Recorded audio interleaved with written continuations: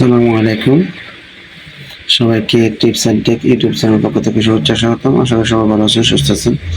কৃষি কুণ্ডলী আপনারা জানেন যে বাংলাদেশ শিক্ষা তথ্য ও পরিসংখ্যান ব্যুরো ব্যাংবেস এর আওতায় এস্টাবলিশমেন্ট অব 160 উপজেলা ICT training and resource centre for education phase 2 এর আওতায় টট কোর্সের প্রশিক্ষণে পশুশিক্ষা নির্বাচন সংক্রান্ত একটা নোটিশ জারি হয়েছে। তো এই নোটিশে বলা হচ্ছে যে 160 উপজেলায় 960 জন শিক্ষককে প্রশিক্ষণ দেওয়া হবে। এই 960 জন প্রশিক্ষণার্থী দ্বারা আরো 60,000 শিক্ষককে প্রশিক্ষণ দেওয়া হবে।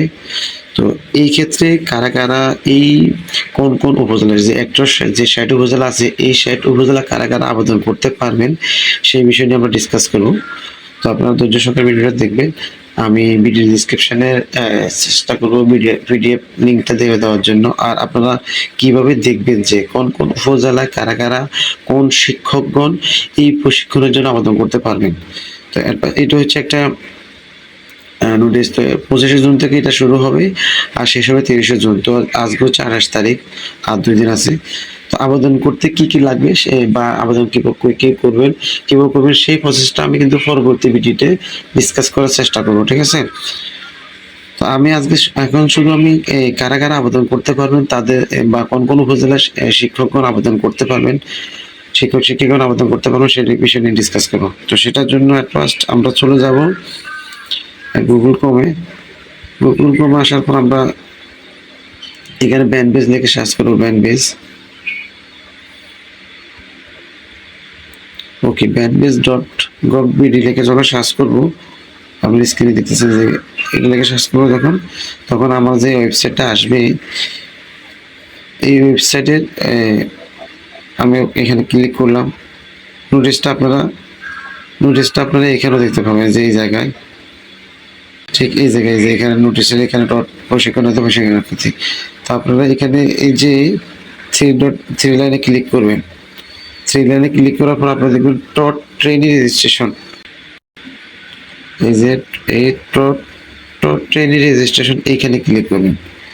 এখানে ক্লিক করার পর আপনার ওই যে ফর্মটা আসবে, দেখেন ব্যাংবেস কর্তৃক বাস্তবায়িত UITSCA ফেজ 2 প্রকল্পের আওতায় টট প্রশিক্ষণ জন্য আবেদন।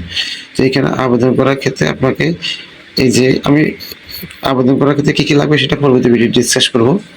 এখন কোন কোন শিক্ষকরা সাথে আবেদন করতে পারবেন তাদের লিস্ট এখন দেখবো। তো এখানে 160 উপজেলা, যে আপনারা এখান থেকে 160 উপজেলা তালিকা দেখতে এখানে ক্লিক করুন। তো এইখানে আপনি ক্লিক করবেন। এখানে ক্লিক করলে আপনাকে অন্য একটা পেজে নিয়ে যাবে।